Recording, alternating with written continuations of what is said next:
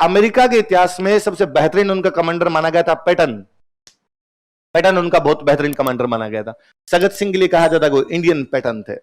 71 का वॉर तो हर राजस्थान वाले को यूं ही पढ़ना चाहिए। 71 का वॉर इंडिया ने 3 लेवल पे जीता था। बांग्लादेश, इधर जैसलमेर बॉर्डर, इधर पंजाब, तीनों जगह पे जो आर्मी के कमांडर थे वो राजस्थानी थे। पंजाब साइड में हनूत सिंह, उधर आपके ढाका वाली साइड के अंदर सगत सिंह, इधर ये आपके जयपुर महाराजा थे, भवानी सिंह को इनकी पोस्टिंग की भी थी। उनमें सगत सिंह जो ढाका वाले बॉर्डर पे थे, वो तो कहा जाता है कि आज दिन तक के इंडियन आर्मी के बेहतरीन कमांडर हुए हैं। उनसे अच्छा कमांडर इंडियन आर्मी नहीं देख पाएगी। उस बंदे ने केवल 71 नहीं जिताया था, उस बंदे के 3 युद्ध जीते में 61, 67, 71। सबसे बड़ी बात देखो, हमारा बच्चे इन युद्धों के बारे में जानते भी नहीं है। 61 गोवा पे कब्जा किया था भारत ने।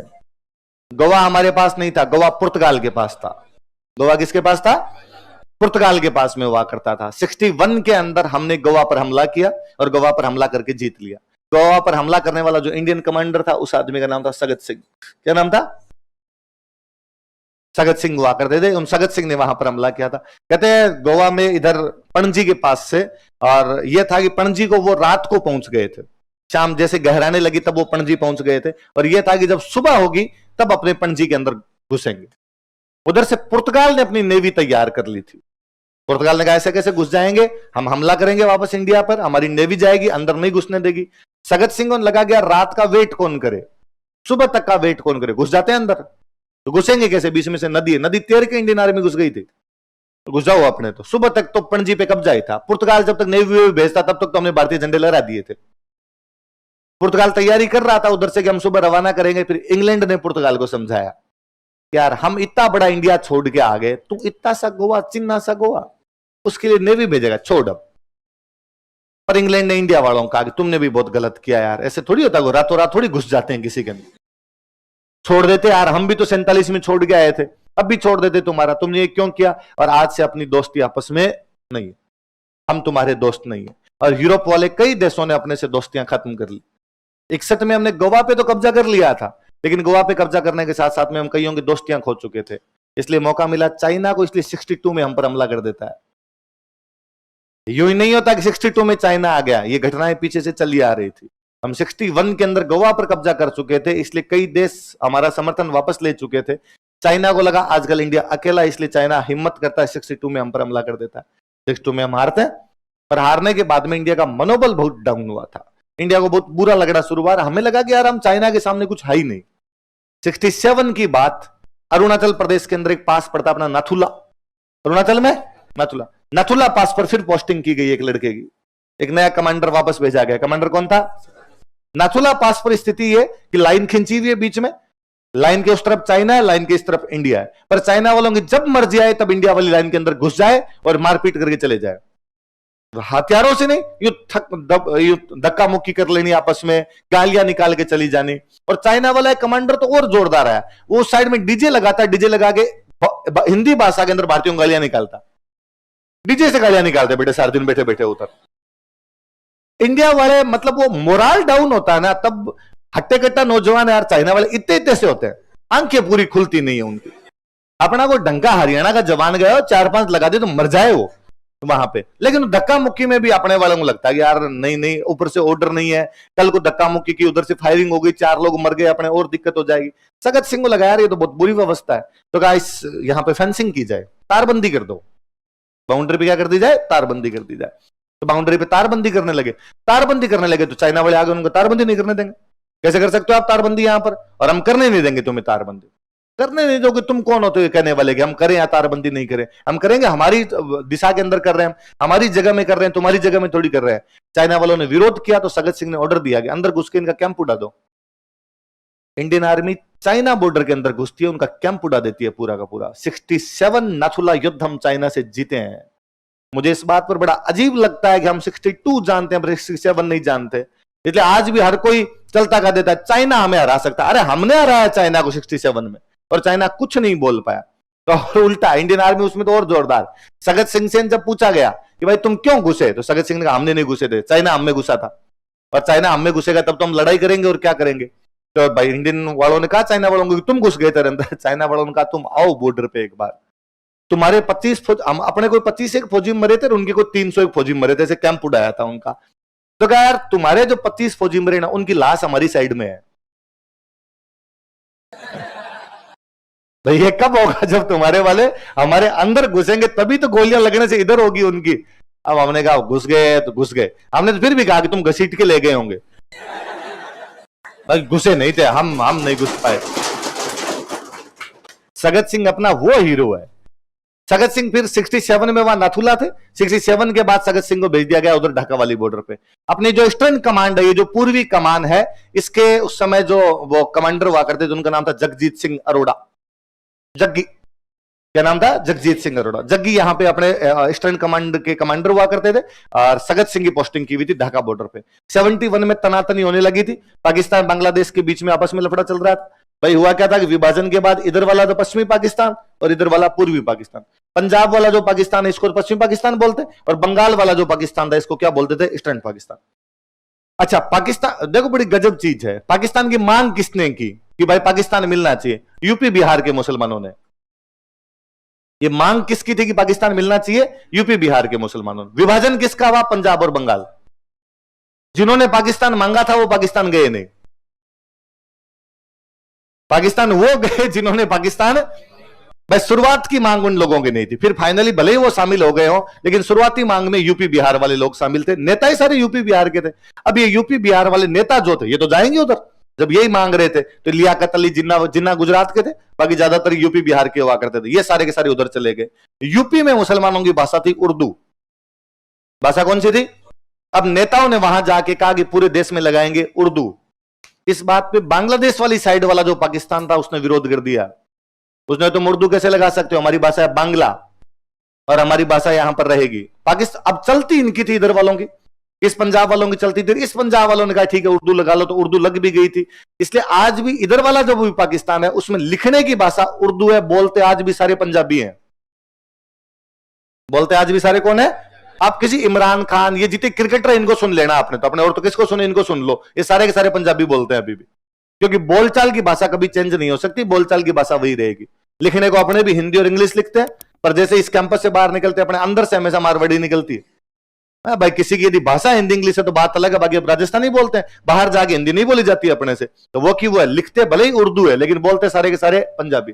पर इन्होंने इतना विरोध नहीं किया। इनको यहाँ पे सत्ता में चाशनी मिल गई थी थोड़ी, बंगाल वालों को चाशनी और नहीं मिली थोड़ी, उनका बेचारों का कोई प्रतिनिधित्व भी नहीं था। तो ढाका यूनिवर्सिटी के लड़के एक दिन विरोध कर रहे थे कि साहब हमारे देश में उर्दू नहीं लगाई जा सकती, हमारे देश में क्या लगनी चाहिए? बांग्ला। पाकिस्तान की आर्मी फायरिंग करती है और 5 लड़के मारे जाते हैं। वो दिन था 21 फरवरी। वो दिन क्या था? इसलिए 21 फरवरी को मातृभाषा दिवस मनाते हैं। अंतरराष्ट्रीय मदर टंग डे यदि कभी मनाया जाता है तो कब मनाया जाता है? 21 फरवरी। क्योंकि ढाका विश्वविद्यालय के 5 छात्रों को इसलिए मार दिया गया था क्योंकि वो अपनी मातृभाषा बांग्ला के लिए क्या कर रहे थे? आंदोलन कर रहे थे। यहां से ये मांग और उठी। पहले वो केवल भाषा की मांग कर रहे थे, अब उन्होंने कहा हमें तो देश अलग चाहिए। जो देश अलग चाहिए तो उन्होंने बांग्लादेश के अंदर आंदोलन कर दिया। बांग्लादेश में आंदोलन किया तो इधर वाले पाकिस्तान से आर्मी जाके बांग्लादेश के आंदोलन को कुचलने लगी। जब आर्मी ने कुचलना शुरू किया तो बांग्ला के खूब सारे लोग अपने इंडिया आने लगे, और इंदिरा गांधी ने कहा शरणार्थी कितने के रखेंगे अपने, और हमने कहा कि हमारा पूरा सपोर्ट है तुम्हें। हमने पूरा देश बनाया पाकिस्तान, बांग्लादेश देश पूरा पूरा अपना बनाया हुआ है। हमने पूरी आर्मी भेजी अपनी, और आर्मी भेजेगा इसको अलग ही कर दो। वहां पाकिस्तान की आर्मी लड़ रही है, लड़ो इनसे जाके। हमने कहा तो यह था कि हम नहीं लड़ रहे, बांग्लादेश खुद लड़ रहा है। और हमने बांग्लादेश वालों को कहा कि झूठी मूठी सेना बनाओ रे, तो बांग्लादेश वालों ने एक झूठी मूठी सेना बनाई, बांग्लादेश मुक्ति वाहिनी मोर्चा। कौन सी बनाई थी? बांग्लादेश मुक्ति। बांग्लादेश को मुक्त करवाने के लिए एक मोर्चा बनाया। पर क्या मोर्चा था? पूरी इंडियन आर्मी लड़ी थी उसके अंदर। मोर्चे वालों से क्या लड़ाई हो रही थी? बाबड़े लठवट लेके घूम रहे थे इधर उधर। बंगाल वाले क्यों लुंगियों में घूमते रहते हैं? पूरी इंडियन आर्मी उतारी थी वहां, पाकिस्तान की आर्मी है सामने, आप कैसे लड़ लोगे? इंडियन आर्मी उतारी। इंडियन आर्मी का जो कमांडर था वो कौन था? इधर अपने ईस्टर्न कमांड के कमांडर हुआ करते थे जगजीत सिंह अरोड़ा। तो जगजीत सिंह जी ने सगत सिंह को कहा कि मेघना नदी तक जाना है। कौन सी नदी तक जाना है? ढाका के पास में एक नदी पड़ती है मेघना, कि मेघना तक जाना है, फिर मैं जो आगे आदेश दूंगा उसका पालन करना है, और तुम शाम तक मेघना पहुंच जाना। तो ठीक है। इंडियन आर्मी सुबह तक ही मेघना पहुंच गई। तो शाम तक क्या करे? सगत सिंह का क्रॉस कर लो। तो क्रॉस करने का मतलब था बांग्लादेश पे कब्जा। और आप किसी देश पे यूं जाके कब्जा, तो बांग्लादेश नहीं था तब, ये पाकिस्तान हुआ करता है इसका नाम, आप पाकिस्तान पे कब्जा करने जा रहे हो, तो कैसा ऊपर से आदेश नहीं है, तो मैंने दिया आदेश तुम्हें कब्जा किया जाए, तो ये घुस गए, शाम तक तो घुस ही गए थे, मेघना क्रॉस की, मेघना क्रॉस करके ढाका में घुस गए, और ढाका में जैसे घुसे, ढाका के लोगों ने क्या स्वागत किया है, क्या भयंकर स्वागत किया है, कॉलेज की लड़कियां ना आके अपने सोल्जर से कोई गले लगी है,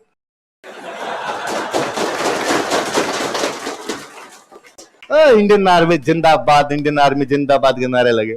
हमने घुसने के बाद सगत सिंह ने वापस मैसेज किया जगजीत सिंह अरोड़ा के पास, ढाका कनकर्ड, ढाका पे हम कब्जा कर चुके हैं, ढाका जीत चुके हैं। जगजीत सिंह को बड़ा गुस्सा है, और जगजीत सिंह ने भाई ये क्या तरीका है, तुम ऐसे कैसे अंदर घुस सकते हो और तुम वापस आओ, मैंने आदेश दिया ही नहीं, तुम अंदर कैसे आ गए। उसने कहा अब तो आ गए, और जैसा स्वागत हो रहा है ना हमारा वापस आने का,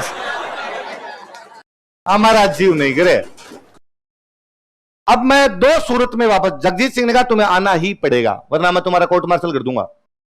उसने कहा दो कंडीशन है जब मैं आ सकता हूं, या तो जब प्रधानमंत्री कह दे कि वापस आना है, दूसरा यदि मैं मर जाऊं, ऑन माई डेड बॉडी, मेरी लाश पर से तो आप भले ले जा सकते हो, बाकी मैं आर्मी वापस नहीं हटाऊंगा, हमने कब्जा कर लिया तो अब कर लिया।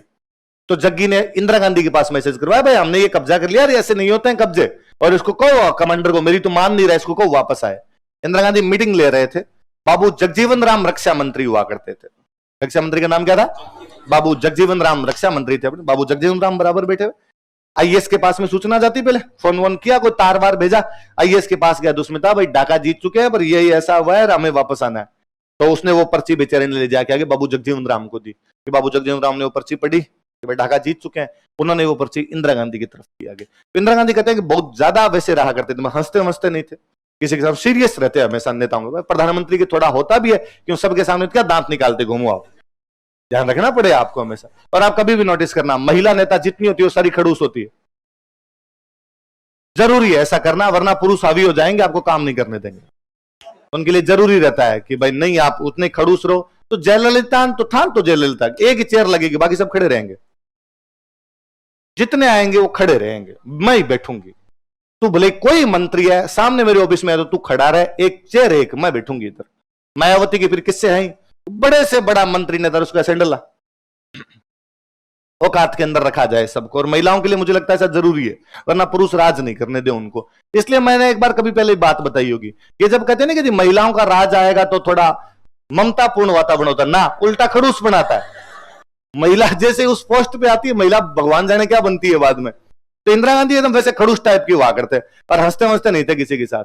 उस दिन कहते हैं कि इंदिरा गांधी ने जैसे ही वो पर्ची पढ़ी, जिस पर्ची पे लिखा था ढाका कनकर्ड, हम ढाका जीत चुके, इंदिरा गांधी डांस किया था, मतलब ये गैलरी में दौड़ती हुई आई थी, we got it, we got it. एक फोटो है जिसमें इंदिरा गांधी के साड़ी का पल्लू यू लहरा रहा है, उसके हाथ के अंदर पर्ची है। ढाका बड़ा गजब जीत के आए थे। और उस दिन हमने पाकिस्तान में 90,000 फौजियों को सरेंडर करवाया था। पाकिस्तान कितने फौजियों को सरेंडर करवाया था, ना भूतो ना भविष्य थी, दुनिया के इतिहास में ऐसा कभी नहीं हुआ जब एक पूरी की पूरी आर्मी घुटने टेकती है, नाक रगड़ती है कि गलती हुई, अब से लड़ाई नहीं करेंगे हम। 71 में 90,000 फौजियों से सरेंडर करवा लिया था हमने, और उन सबको यहीं पे रखा था, 90,000 फौजियों को। और वो कभी फोटो देखना, वो फेमस फोटो है जिसके अंदर पाकिस्तान का वो जो कमांडर है नियाजी, वो जगजीत सिंह अरोड़ा के सामने सरेंडर पे साइन कर रहा है, और सरेंडर पर जब साइन कर रहा है तो पीछे एक लड़का खड़ा है, सबसे लंबा जो उनके अंदर बंदा खड़ा वो सगत सिंह है। 6.5 फीट 7 इंच के आसपास में हाइट हुआ करती थी, तो खूब लंबे छोटे डील के डाकी टाइप के आदमी थे। जब 61 में गोवा पे कब्जा कर लिया था, गोवा पे कब्जा करने के बाद में आगरा में एक होटल पड़ता है सिराजी क्लाक्स, बताई थी मैंने शायद दिन बात, आप आगरा का सिराजी क्लाक्स होटल है। सगत सिंह उस सिराजी क्लाक्स होटल में घुस रहे थे, उस होटल में घुस रहे थे तो वहां 2 बंदे खड़े थे, 2 अमेरिकन खड़े थे, और वो बताई थी मैंने, वो सगत सिंह की तरफ यूं पॉइंट आउट करके बात कर रहे थे। जाके पूछा गया, अरे हम अमेरिकन से, तुम मुझे कैसे जानते हो, क्योंकि हम पुर्तगाल जाके आए थे, और पुर्तगाल में तुम्हारे हर जगह पे पोस्टर लगे हुए हैं, जिंदा या मुर्दा।